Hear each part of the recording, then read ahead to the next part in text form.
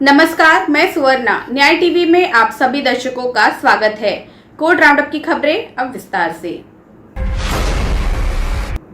न्यायालय राज्य में अनुसूचित जाति और अनुसूचित जनजाति के व्यक्तियों को भूमि आवंटन के संबंध में याचिकाओं के दायर एक बैच के मामले पर सुनवाई कर रहा था। मामले पर विचार करते हुए बेंच ने कहा कि हालांकि राज्य ने इन समुदायों में लोगों को आवास उपलब्ध कराने का प्रस्ताव दिया था, लेकिन उन्हें आजीविका का एक स्रोत सुनिश्चित करने के उपाय नदारद है। ये बताया गया कि केरल में अन्य राज्यों के 50 लाख से अधिक लोग काम कर रहे हैं, फिर भी राज्य के नागरिक बेरोजगार हैं, जिससे युवा पीढ़ी अपराधों और ड्रग्स की लत का शिकार हो रही है। केरल हाईकोर्ट ने मंगलवार को एक हालिया घटना का जिक्र करते हुए आश्चर्य और चिंता व्यक्त की। इस घटना में राज्य में 12 हमलावरों द्वारा एक व्यक्ति की हत्या कर दी गई और उसका पैर काट दिया गया। न्यायमूर्ति देवन रामचंद्रन ने मामले पर गंभीर चिंता व्यक्त करते हुए मौखिक रूप से टिप्पणी की। लोग किसी का पैर काट कर सड़क पर फेंक रहे हैं, ये डरावना है। वे हमलावर शायद नशीली दवाओं के आदी हैं और मादक द्रव्यों का सेवन भी करते हैं। एक राज्य के रूप में इस तरह हम कहाँ जा रहे हैं? न्यायमूर्ति वीजी बिष्ट ने कहा कि न तो सीआरपीसी और न ही कोई अन्य कानून सत्र न्यायालय या उच्च न्यायालय जैसा भी मामला हो किसी अन्य अपराध में पहले से ही हिरासत में किसी व्यक्ति की अग्रिम जमानत याचिका पर निर्णय लेने से रोकता है। पीठ ने कहा, अभियुक्त को कई मामलों में गिरफ्तार होने पर भी उसके खिलाफ दर्ज किए गए प्रत्येक अपराध में अदालत जाने का पूरा अधिकार है, इस तथ्य के बावजूद कि वो पहले से ही हिरासत में है, लेकिन अलग अलग अपराध के लिए है। बॉम्बे हाईकोर्ट ने कहा कि एक आरोपी को अग्रिम जमानत दी जा सकती है, भले ही वो किसी अन्य अपराध के सिलसिले में जेल में हो, और एक आरोपी के खिलाफ दर्ज किए गए हर मामले का फैसला उसके मेरिट के आधार पर करना होगा।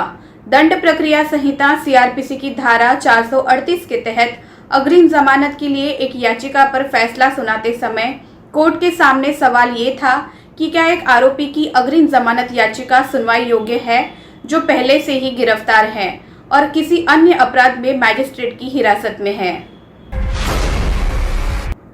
Chief justice of India NV Ramana ने न्यायपालिका में महिलाओं की अधिक से अधिक हिस्सेदारी के लिए अपनी प्रतिबद्धता दोहराई है।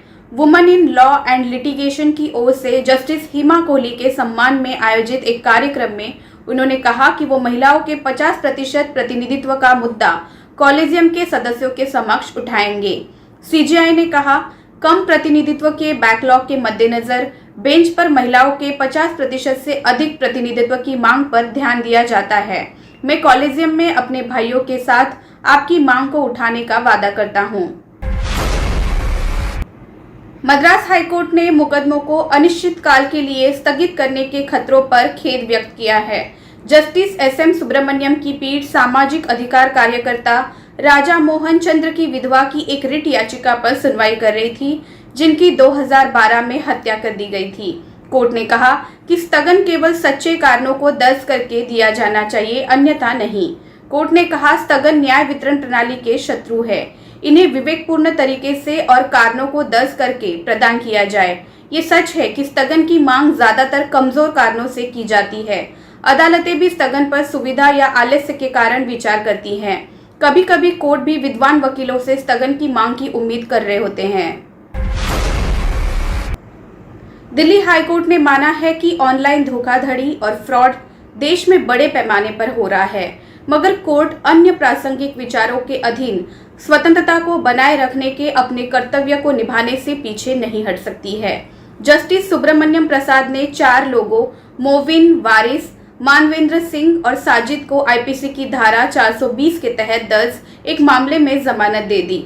मामले के तथ्य ये है कि शिकायतकर्ता ने कहा था कि उसने OLX वेबसाइट पर बिक्री के लिए कुछ सामान अपलोड किए थे। उन्हें मोबाइल से रघुवेंद्र सिंह नाम का एक कॉल आया, जिसने 21,000 रुपए की पेशकश की, जिसके लिए वो सहमत हुई और लेन देन ऑनलाइन माध्यम से किया जाना था। आर्यन खान की ओर से पेश वरिष्ठ अधिवक्ता अमित देसाई ने कहा, हम शुक्रवार को उपस्थिति के संबंध में जमानत की शर्त जे में संशोधन की मांग कर रहे हैं। कुछ नहीं हो रहा है। जब भी वे चाहे उन्हें तलब किया जा सकता है। बॉम्बे शाखा भी एसआईटी के बाद मामले में नहीं है। एनसीबी की ओर से विशेष अभियोजक श्रीराम शिरसत पेश हुए। उन्होंने कहा कि अब जांच एसआईटी दिल्ली ने अपने हाथ में ले ली है, इसलिए शर्त को इस हद तक संशोधित किया जा सकता है कि जब भी एसआईटी द्वारा आर्यन खान को बुलाया जाए उन्हें उपस्थित होना होगा। बॉम्बे हाईकोर्ट ने बुधवार को आर्यन शाहरुख खान द्वारा दायर आवेदन को मंजूरी दी। इसमें हर शुक्रवार को नारकोटिक्स कंट्रोल ब्यूरो के समक्ष पेश होने की जमानत की शर्त में संशोधन की मांग की गई थी। न्यायमूर्ति नितिन सांबरे ने कहा कि आर्यन खान को निर्देश दिए जाने पर एसआईटी दिल्ली के समक्ष उपस्थित होना होगा, बशर्ते 72 घंटे पहले नोटिस दिया गया हो। जहां तक मुंबई से बाहर यात्रा करने की शर्त का सवाल है, तो कोर्ट ने कहा कि आर्यन खान को अपनी यात्रा का कार्यक्रम पहले ही जांच अधिकारी को सौंपना होगा। फिलहाल बस इतना ही। अन्य खबरों के लिए जुड़े रहिए न्याय टीवी के साथ। नमस्कार।